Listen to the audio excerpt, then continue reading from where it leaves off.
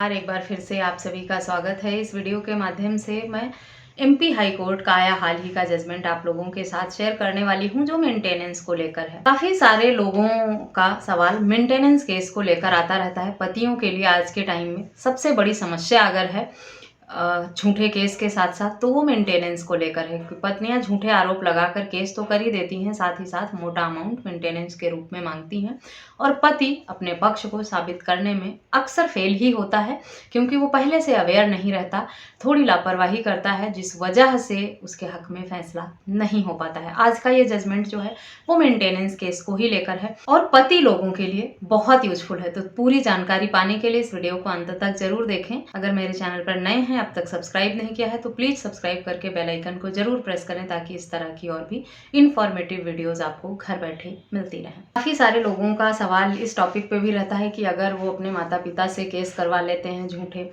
अपने माता पिता को मेंटेनेंस का ऑर्डर करवा लेते हैं, मोटा लोन अमाउंट उनके ऊपर पेंडिंग रहता है, उनकी पूरी सैलरी या सैलरी का 80-90% हिस्सा अगर लोन भरने में चला जाता है, तो क्या ऐसे में वो मेंटेनेंस देने से बच जाएंगे अपनी पत्नी को? ये जजमेंट इस सवाल का जवाब देता है। इस मामले में भी पति पत्नी की शादी के कुछ समय बाद विवाद हो गया।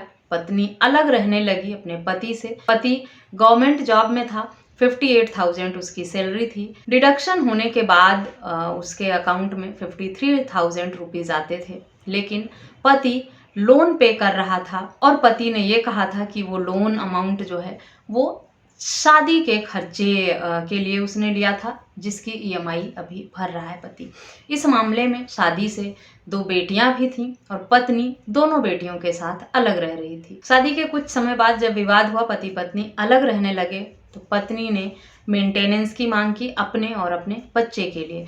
लोअर कोर्ट से इंटरिम मेंटेनेंस के रूप में 2,000 रुपए पत्नी को और 1,000 रुपए को मेंटेनेंस का आदेश हो गया। उसके बाद पत्नी को ये मेंटेनेंस अमाउंट जो है इंटरिम के रूप में आदेश जो हुआ था वो बहुत कम लगा, इसीलिए पत्नी ने क्रिमिनल रिवीजन पिटीशन लगाया हाई कोर्ट में under section 397/401 CRPC with section 19 sub section 4 family court act. ये रिवीजन पिटीशन पत्नी द्वारा हाई कोर्ट में लगाया गया और मेंटेनेंस का अमाउंट बढ़ाने की मांग की पत्नी ने। पत्नी ने जो सबूत रखा कोर्ट में, उसमें पति की सैलरी 58,000 थी। पति ने कहा कि उसको 53,000 ही मिल, डिडक्शन के बाद वो भी कोर्ट ने मान लिया, लेकिन 53,000 सैलरी होने के बाद पत्नी को 2,000 रुपए और बच्चे को 1,000 रुपए मेंटेनेंस का आदेश बहुत कम लगा। इसीलिए हाई कोर्ट ने मेंटेनेंस का अमाउंट जो है पत्नी का 10,000 किया और बच्चे का 5,000 कर दिया। पति दुहाई देता रहा कि उसके ऊपर लोन का बोझ है, परिवार के खर्चे हैं, अन्य जिम्मेदारियां हैं, लेकिन हाई कोर्ट ने कहा कि स्वेच्छा से जो भी ईएमआई आप लगवाते हैं, जो डिडक्शन होता है आपकी सैलरी से, वो तो माना जा सकता है। इसीलिए 53,000 के हिसाब से जो डिडक्शन के बाद उसके अकाउंट में पैसा आता है, उसके हिसाब से मेंटेनेंस का आदेश हुआ। लेकिन अगर आपने लोन या अन्य खर्चे रखे हुए हैं तो उसको कोर्ट कंसीडर नहीं करेगा। आपकी जो एक्चुअल सैलरी आपके अकाउंट में कट के आती है, उसी पर मेंटेनेंस कोर्ट द्वारा लगाया जाता है। इस बात को अच्छे से समझ लें। इस मामले में इससे पहले सुप्रीम कोर्ट के भी कई जजमेंट, सुप्रीम कोर्ट ने भी कुछ आदेशों में इसी तरह का तर्क दिया है कि सैलरी के हिसाब से ही मेंटेनेंस का आदेश किया जाएगा, और जो पति लोन का खर्चा और ये सब बताता है, लोन और अन्य खर्चे बताता है, उसे कंसीडर नहीं किया जाएगा। इस मामले में भी कोर्ट ने यही कहा कि स्वेच्छा से जो ईएमआई आप भरते हैं उसमें किसी भी तरह की रियायत कोर्ट द्वारा नहीं दी जाएगी।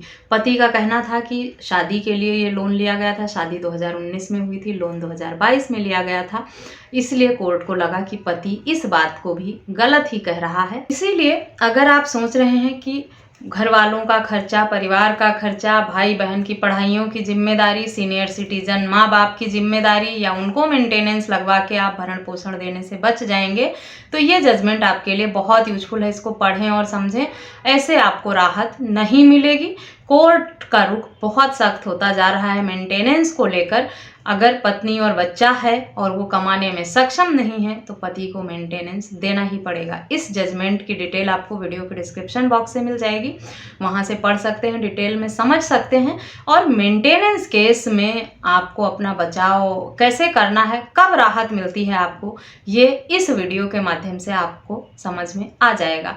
वीडियो अच्छी लगी है तो चैनल को सब्सक्राइब करके बेल आइकन को प्रेस करना बिल्कुल भी ना भूलें। इस वीडियो में बस इतना ही, मिलते हैं नेक्स्ट वीडियो में, तब तक के लिए थैंक यू एंड बाय।